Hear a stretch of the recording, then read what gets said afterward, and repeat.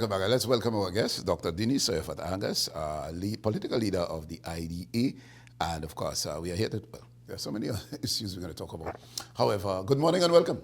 Good morning, Brother B. Good morning, Jumaane. Very good. And good morning, people of Tobago and Trinidad and Tobago, wherever you are. Very good.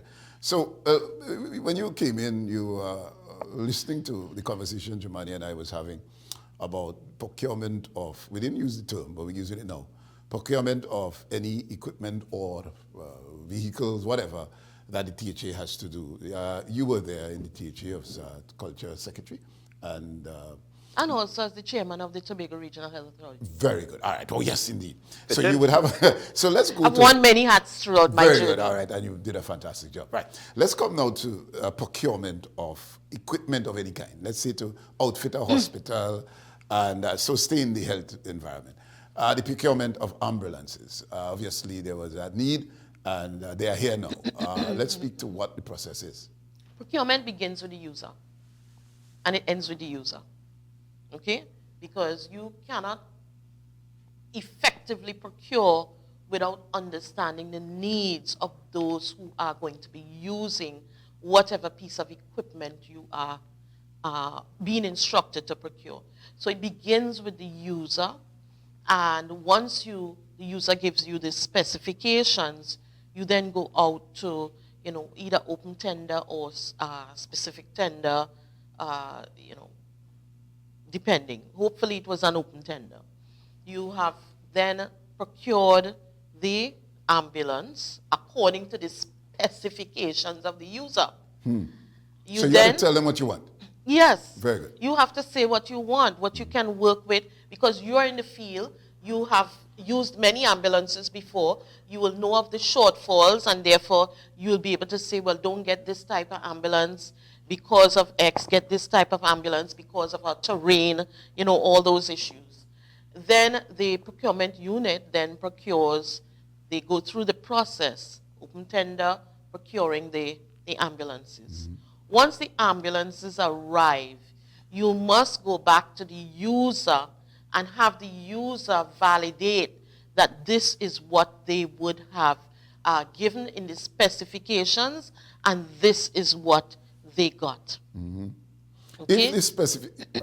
If for some reason the equipment is not up to what you require or doesn't meet your standard, what do you do in that instance? Let's say that, all right, it's like purchasing a vehicle online, like how we bring vehicles from Japan. You get a company and they type in and they say what you want, they show you the vehicle, you say, all right, I'll take that. When it reaches here, it falls short of what your real what your expectations were. It doesn't meet the standard. What do you do in that instance? Well, how much short did it fall? I mean, do you now have to incur costs, significant costs to retrofit? Mm-hmm. If that is the situation, you need to just send them back to wherever they came from. Okay. Because you're also dealing with safety issues. It's an ambulance you're talking about. It's not just a car. It's an ambulance, and that ambulance has to then be certified by our local establishment. Mm-hmm. And I think meeting the national standards. So we need to look at all of that. So it's not just a car you're buying. This is an ambulance for the safety of the people. It's also an ambulance for the safety of your workers. Because with ambulances, workers have to lift people onto the ambulance. I know some ambulances come with a lift, so people are not lifting and hurting their backs. So you have a lift that then you can just slide them onto the ambulance. And so all of these things must be in place, else you're risking the safety and of your workers and also of the staff. In terms of putting things in place, I mean, we could speak to this particular topic and ask questions about the TRHA and probably the board installation. But do they have a board? I don't think they have a board. Well, that's the question. There's no board. Okay, and where does the TRHA, where is it placed from a national standpoint? Is it that the ministry would treat with the various health authorities, or in this case, Tobago falls under the THA and, well, we have some gray areas there. The RHA Act is a creature of Parliament, yes? The Regional Health Authorities Act. In that act, you have 5 RHAs, of which Tobago Regional Health Authority, the TRHA, is one of those 5. In order to put a board together, and that's one of the things we said we would fight for, in order to put a board together, the Tobago, the secretary has to provide the names of the board members according to specific criteria. And she then sends it to Trinidad, and it is approved by the minister, and the board is then installed. Okay? So this advisory committee that we're hearing about is obviously not a board. It's not a board. So what is it? Well, I guess it's, more money being spent to have a committee to advise the secretary. But that they have no powers. They cannot have any powers over the TRHA, because they have no, they haven't been given the strength out of, an instrument saying they're part of a board. So I don't know why you need a whole committee to advise you versus one person when the committee has no standing over the RHA. And they have no, they really should have no even teeth to go into the RHA and ask anything. That is why you have your administrator who is responsible for, in the absence of the board, along with the secretary. The administrator has the authority to go in and ask all the questions, call the CEO. It's not the first time you've had the RHA without a board for an interim period. However, it's really the responsibility of the secretary and the administrator. All right. So let's get into the motion that the Chief Secretary will bring to debate, treating with the autonomy bill. How important is that? How important is the motion? Yeah. The motion is very important. As written, it is, very disappointing the way it is written and what is being carried. Because at the end of the preamble, what the motion is essentially saying is, I will take up all the bills that we had before, I will send it to the Attorney General and let them make a decision as to what they want to do with Tobago. Dr. Tsoiafatt? That's not acceptable. That's a slap in the face to Tobagonians. Dr. Tsoiafatt, prior to that, the bill was supposed to be passed in the Parliament and was stopped for amendments to the bill. Yes. Citing that, and it was stopped. Yes. Clearly, and we were promised that there would be a go-around in terms of having yes. debate, public consultation.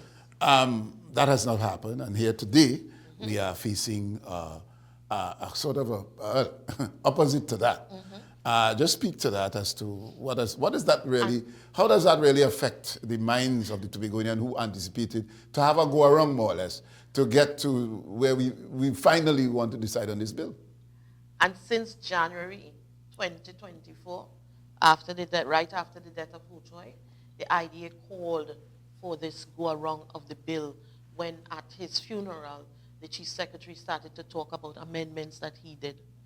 We asked for a go-around with a specific process of including all political parties, including experts, and you have a task force that then goes around to the people and hear what they say. Why?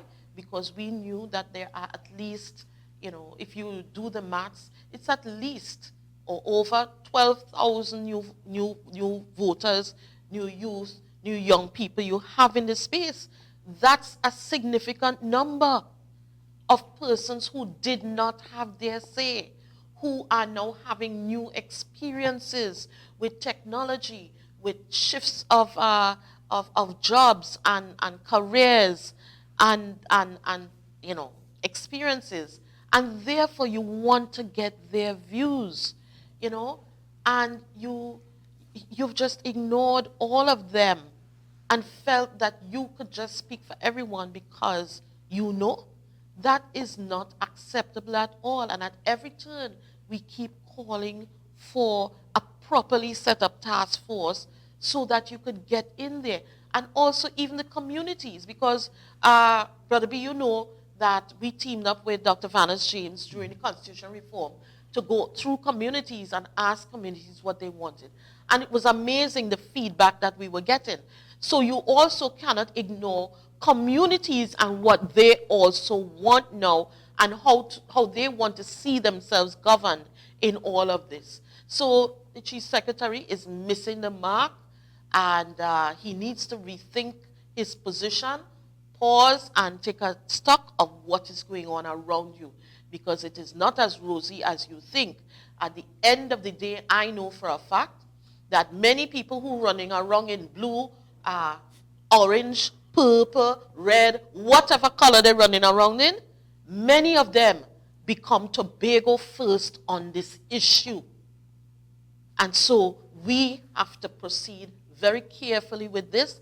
We have to give all those young people who came out to vote, I say to myself, how many of them had the opportunity even to have this discussion? None of them. You owe it to them to let them have their say. Mm-hmm. But the committee, wasn't a committee formed? And the work was to do this go around. So formed where? In somebody's mind? Well, I'm trying to figure out, and for clarification, and I guess for us to have the right information, is it fair to say that consultations didn't occur? What happened from January to now? Was Channel 5 engaged to have to advertise consultations? I was on Tobago Updates yesterday. I don't think they were engaged to have consultations. Who are they engaging to advertise these consultations to? I've spoken to many people. There have been no consultations. I certainly haven't been called to a consultation or heard of any consultation happening. This was said, and nothing happened. So the motion that is tabled for debate, is this probably the first step in, because I mean, it's for the government, That's the AG to review. Not, but what are you sending for the AG to review? Well, I don't know, to collaborate with the THA once the ideas are bounced back, and then while that is happening, parallel to that, consultations may occur. I'm trying my best to find... But you are abdicating your duties as the Chief Secretary of Tobago. You don't just take up your thing in your house to send for the neighbor to do, and then to come back and have consultations with your family about what you're doing? I mean, come on. Okay. That's not appropriate. All right. So well, obviously the Tobago public is expecting the TPP and the new government to have to expedite this process. This is what I am suspecting with this approach to this debate. Is this... Brother B, let me stop you right there. Okay. The election is over. There's no TPP and UNC. We have members of parliament representing Tobago, 2 of them, and we have a government of Trinidad and Tobago.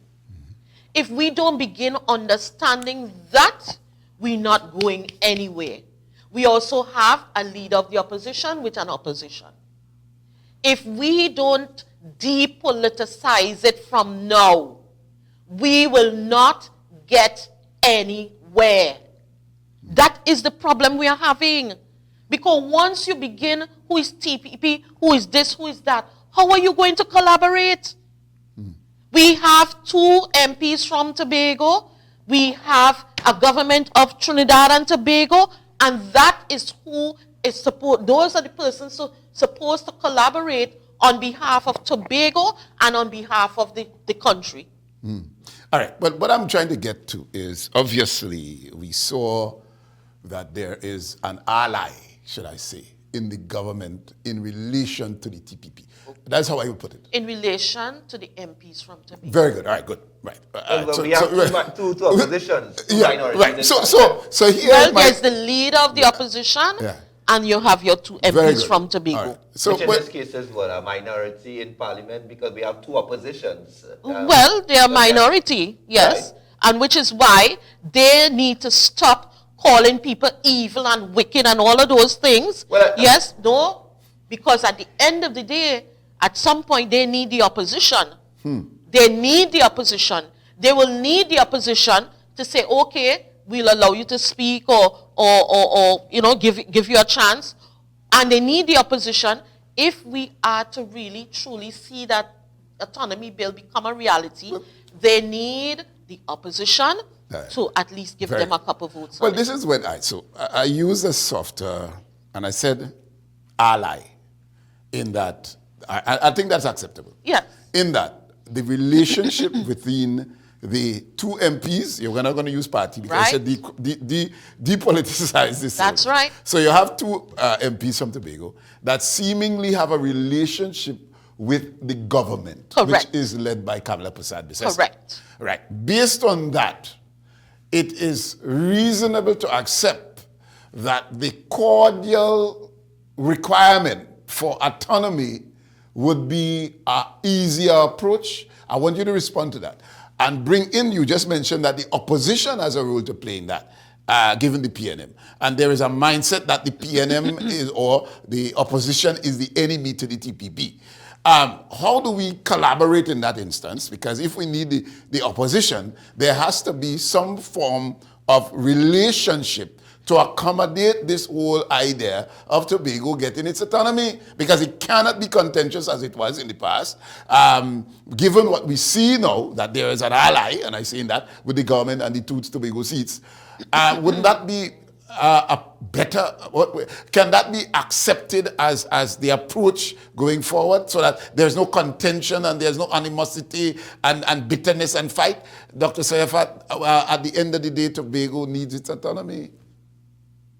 Your response? Let's not be fooled. Yeah? We've been here before. We've been here before with 33-3. We've been here before with, you know, when the Prime Minister was first in office. You know, we've been here before. Okay. Let us not be fooled as Tobagonians. And what we now have to do is present ourselves in a different way, which has never been done before. We now, being grown after 60-something years, we now have to demonstrate that we have grown. We have to say, listen, Honorable Prime Minister, we are half the country, okay? And as such, we would like to sit down and show how we intend to contribute to the national agenda. We don't intend to just take money and not be able to account for it. We want to show how by statistics we are contributing meaningfully to this twin island Republic of Trinidad and Tobago. When you begin to know that the reason that we are asking for autonomy is so that we can have a faster track to economic development that, as an end result, contributes to national development, then is when people start taking us seriously at the level of central government. But we are approaching this as if, well, you know, we just need our money. We need this, we need that. No. We have an adult conversation. We are half the country. How are we going to develop this country together? And therefore, the resources that you decide to put with us, this is how we show we are going to multiply those resources in order to show that we are also contributing to the economic development of not just the island, but the country. And when that conversation opens up like that, we begin to see a different posturing from any government that you have there. Because it's now, you know, sister to sister talking, man and wife talking. You know, that is the kind of side-by-side relationship that you want. Additionally, inside of that, they have to understand that in order to have any effective autonomy in Tobago, it cannot just be, you know, tweaking some bill that came before and putting it out there. Because the bill, let's just take one of the issues that the bill is fatally flawed with. You are giving more money, more powers in terms of legislative arrangement to a group of persons who have no oversight whatsoever. Okay? There was nothing in place other than the 15 seats for any oversight on how these resources are spent or how laws are made to protect the interest of the people. There's no Senate, there's no oversight, nothing. And what you essentially did was put forward another executive dominance role in Tobago, but perhaps even more dangerous because there's no Senate-like body to oversight what these people are saying or whatever they're doing. So that's a fatal flaw. Okay. Right? But you have the similar thing in Trinidad where you have a cabinet dominance over a parliament where everybody now is in cabinet and you don't have enough people left in parliament who can be unbiased in their oversight of the activities of the government. This does not augur well for the movement of democracy in the country. You don't have it in places like the UK. In the UK Parliament, you have way more parliamentarians than you have a cabinet. And therefore, you can have effective oversight. And if we are to move forward as a country and grow, because it's not only about oil and gas, it's about a structure of our governance that allows us to blossom. And therefore, we also have to have constitutional reform in Trinidad whilst this is taking place in Tobago to give rise to an effective governance structure of not just the island, but of the country, and have us walk side by side. Because equality of status is also critical in going forward. All right. And I was just about to ask about the constitutional reform, because that too cannot be ignored while all of this is cannot taking be place. ignored. But I just want to point to the fifth schedule and the powers within the fifth schedule, and probably the two members of parliament that being from Tobago East and Tobago West, and their approach. I know tomorrow is the ceremonial opening, but when things actually start to roll out in terms of the debates and so on, how can they, in particular, have their voice heard outside of the relationships that we would want to happen? How can they, in particular, have their voice heard? Because it's, of course, based on what we understand, there's no particular guarantee in terms of being part of the cabinet or holding any ministerial position and that kind of stuff. But I know this question has been circulating since the election, but this is the first time we have you on set to speak directly to it in terms of suggestions or probably your thoughts. Okay. So we're going to ask, when you say how can we have their voices heard, who is their voice? What are they speaking from? What are they speaking to? Well, firstly, as members of parliament for Tobago East and Tobago West, which is basically. But where are they getting the instructions from to speak? Where are they being instructed from to speak? And I'm saying to you, they cannot speak on anything until we, the people of Tobago, decide what they should speak on. And the people of Tobago have not been engaged in determining what is this whole autonomy issue, right? For them now to be instructed to speak. So what are they speaking on? What they feel the fifth schedule should be? Yeah? So you understand what I'm saying? We have to start changing the dynamics, else the people will always feel they're being left out of the conversation in Parliament. Right. Because But this is a people unique case. speaking from their feelings and not being instructed by the people of Tobago. If they were instructed by the people of Tobago, they go into Parliament. They say to the government side, listen, the people of Tobago have sent me here, and this is the mandate. They just came out of the legislative agenda, and I know that they would have sent the bill to you all, and this is what it is. You go to the opposition side. You say, listen, the people of Tobago spoke, and they sent this down, and so we will want the opportunity to please be part of the, whether it's first rebuttal or second rebuttal, in terms of, speaking to the issues.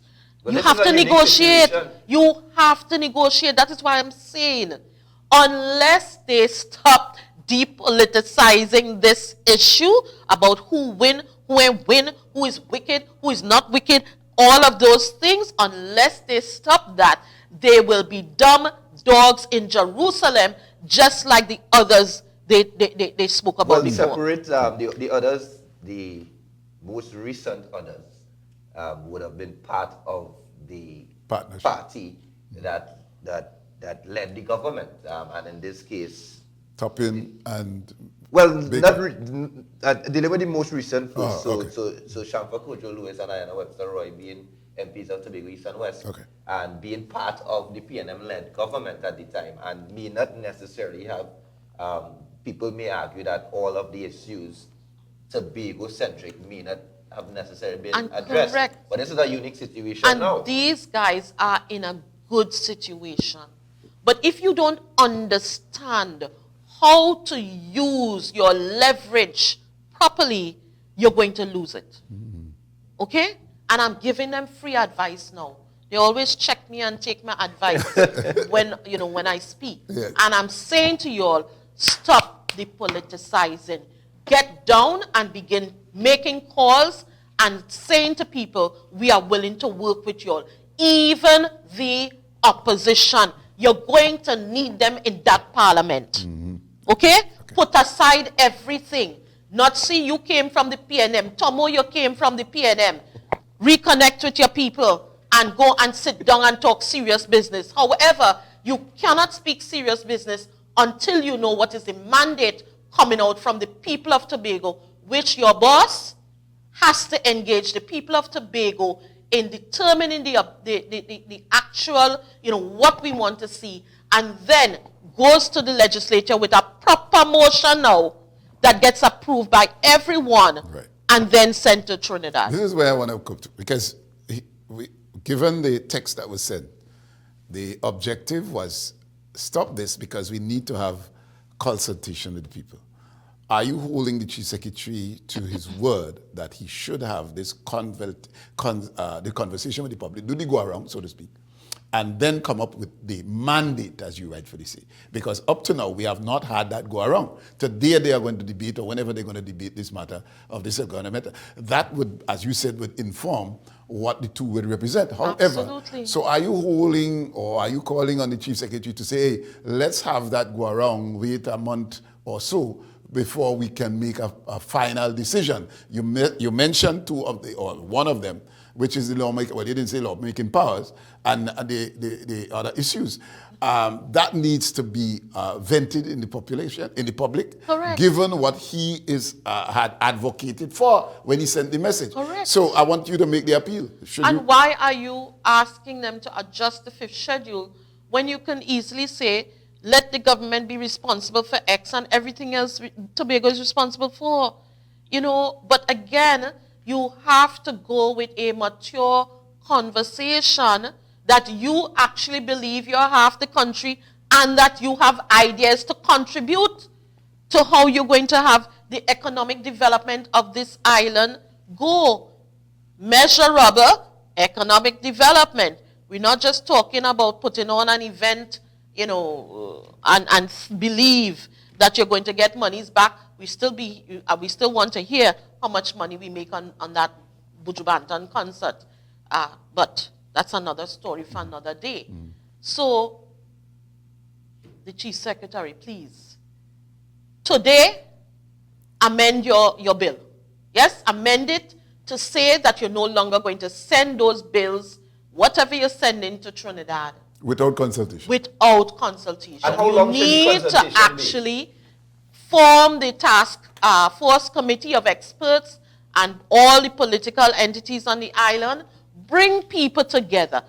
When you go in there, take off your TPP, PDP, whatever hat you were wearing, how many hats you're wearing, take them off. You are the chief secretary of Tobago. Begin to act in that way. Pull our people together. This is our last hurrah for the next 30 years. Do you want to go down being the person who was not being able to pull people together? And we're not just talking. Don't feel that that election was all about you. Yes, the election was not about you. The election was about getting rid of an entity, the PNM, that people thought was causing them too much pain. Don't get tied up. This is about Tobago. Pull our people together, unite them. Let us go through the communities. Let us talk to the young people. Let us talk to the diaspora. That's another big group there, because they don't know what's happening with Trump right now. Many of them may be headed home soon. They have to be involved in how they want to see themselves governed. Excellent. And therefore, today is about pulling that committee together, agreeing on that committee, and not sending any bills to Trinidad at this point. All right. In a case like this, with the motion already tabled, how does that work in terms of making amendments to the... Of course, he could amend his own motion. But how does it work? Just for... Well, he goes, he speaks, and he says, well, I have listened to the voice of the people. I noticed different people are agitating out there. I realized that I did not complete on my promise that I made to go out, that the committee never really went out. And so, in the interest of the people, I am going to amend this motion to not take out section so and so and so, where it speaks to sending bills to Trinidad and having the AG examine the bills. And instead, I want to put in that space that we will be putting together the task force of experts, of political entities, and going back out to the people.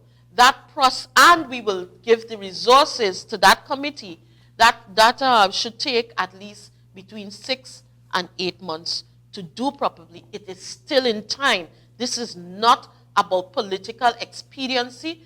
This is about getting it right for Tobago and Trinidad and Tobago. Because whatever we put together in Tobago will affect Trinidad and Tobago. We have to demonstrate how it is going to positively affect them for them to say, okay, yeah, we could do this together. Let's do this together. You said about 8 months, right? And I know you're just throwing out an estimated period. Between 6 and 8 months. But between 6 and 8 months, we should be expecting a THA elections. No, they have up until March. They could go up until March. But we'll be within a particular political season, if we're being real. It doesn't matter. You think so? It doesn't matter. Okay. We have to, we have to really ask ourselves what we want, Brother B. Is it we want to just have political, elections after elections after elections, you jump up and thing and nothing else? Because that's where we are. That's where we are. Okay. And if he had followed heed and done it over a year ago, we would not be in this position now. You still have the opportunity to get it done right. Excellent. All right. Dr. Tsoiafatt, I really want to thank you this morning. I feel you this morning. I feel you, and I feel the passion and the desire for improvement and betterment for this island. And it has to be done through the Tobago having its right to self-determination. I want to thank you very much, and all the best to you. Thank you for having me.